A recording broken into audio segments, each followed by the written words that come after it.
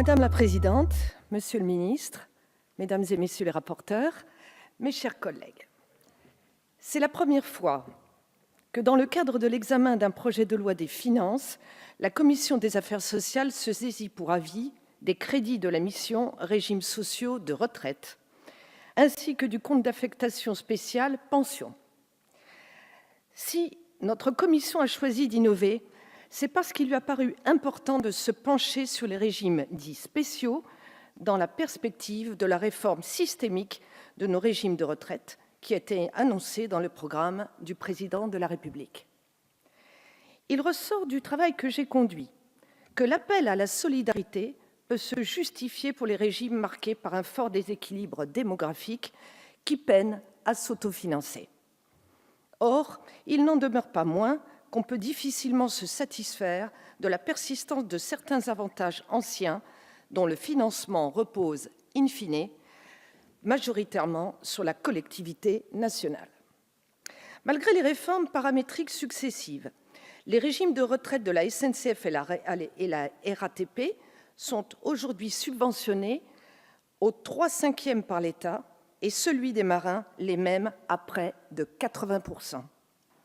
Dans le même temps, je note que, dans le régime de la RATP, un certain nombre de règles de liquidation permettent, en particulier au personnel roulant, de partir à la retraite dès 45 ans, voire sans aucune condition d'âge. Dans le même régime, la durée moyenne de service de la pension, environ 40 années, est supérieure à la durée moyenne d'activité, à peine 35 années, ce qui prouve que la pénibilité du travail ne cause pas une surmortalité précoce. Dans le régime de retraite des marins, qui remonte à 1647, les cotisations sont déterminées à partir de 20 catégories, prenant en compte les critères comme l'âge, la qualification, les responsabilités des marins, mais également le tonnage, la puissance ou la taille des bateaux. Pour ajouter à la complexité, chacune de ces 20 catégories sont sous-divisées en fonctions dont le nombre total s'élève à 210.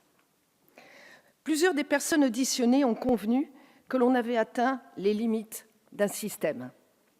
Le temps me semble donc venu de mettre en œuvre la proposition d'Emmanuel Macron de créer un régime universel de retraite par répartition où 1 euro cotisé donne les mêmes droits, quel que soit le statut de celui qui a cotisé. Pour autant, une telle réforme ne saurait, selon moi, se traduire par un alignement pur et simple de l'ensemble des régimes sur le régime général ou par un décalque du modèle suédois des comptes notionnels. Les particularités de certains régimes demeurent, à mes yeux, pleinement justifiées. C'est le cas du régime des pensions de retraite des militaires, dont les singularités sont la traduction d'une politique publique visant à garantir la jeunesse et l'aptitude physique de nos armées, le pyramidage des effectifs, la compensation d'une disponibilité en tout temps, en tout lieu et en toutes circonstances, ainsi que des sujétions difficiles pouvant aller jusqu'au sacrifice suprême. Ceci mérite d'être médité à l'heure où la gendarmerie va être amenée à renouveler massivement ses effectifs. En effet, sur les 100 000 gendarmes actuellement en poste, 54 000 partiront en retraite dans les 5 ans à venir. Les militaires retraités sont loin d'être des nantis.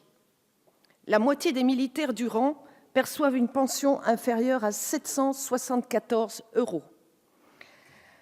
En 2016, près de 10 000 militaires ont cessé leurs fonctions sans droit de pension.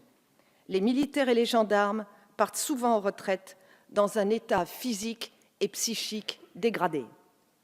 Des simulations effectuées par le ministre des Armées ont permis de mesurer l'ampleur des pertes qu'impliquerait le passage au système des comptes notionnels avec une baisse de 72% du montant des pensions des militaires du rang.